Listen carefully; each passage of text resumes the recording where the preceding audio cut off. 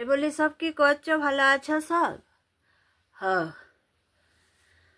বলি হ্যাঁ দেখো, এবারে ওমেন্স ডে আসছে, এই 3 মার্চ থেকে 9 মার্চ ওমেন্স ডে। হয় এখন আবার সব গোষ্ঠীর ডে হয়েছে, বুঝলে নাই? দিয়ে সব ওমেন্স ডে আসছে।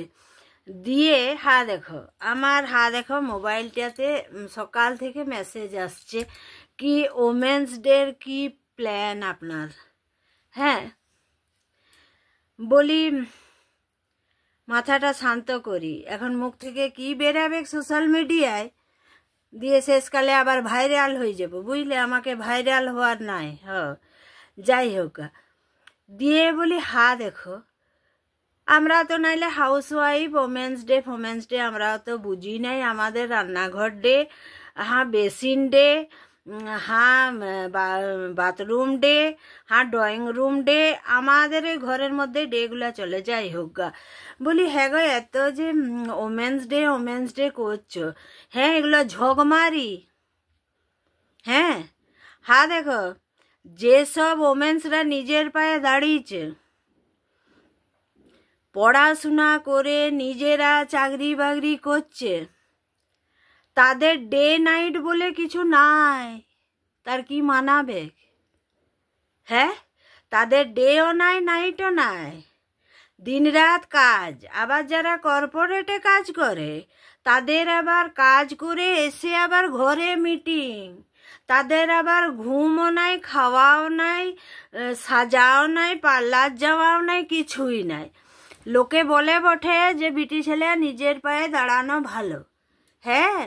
এগুলা ঝগমারি, এটাকে বলে সুখে খেতে ভূতে কিলিয়ানো, বুঝলে না?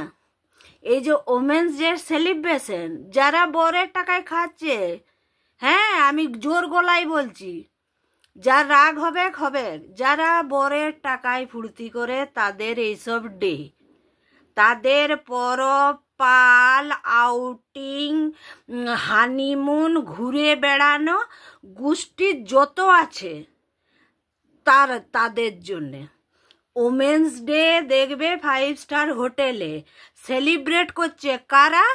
না যারা বরের টাকায়, বাপের টাকায় সব ফুর্তি করছে।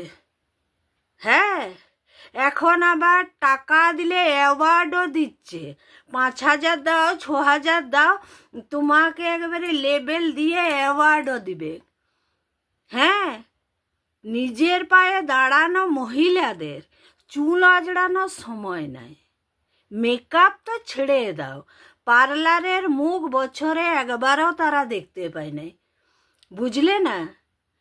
আর শুধু তারা নিজেদের টাকারই হিসাব করছে, কোথায় খরচা হচ্ছে, কি করব।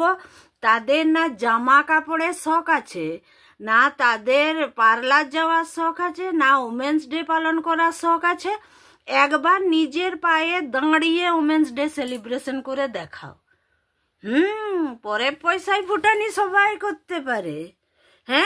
যারা নিজের পায়ে দাঁড়িয়েছে, টিচারগুলা দেখো গা, অটোতে রিক্সাতে ধাক্কা খাচ্ছে, সরকারি চাকরি করে অটোতে ঝুলতে ঝুলতে অফিস যাচ্ছে। তাদের ফুর্তি করার সময় নাই। এইসব ডে ফেগুলো যারা পরের গাড়ে খায়, তাতে রাগ হবে বুলটির মা বলে বাবু।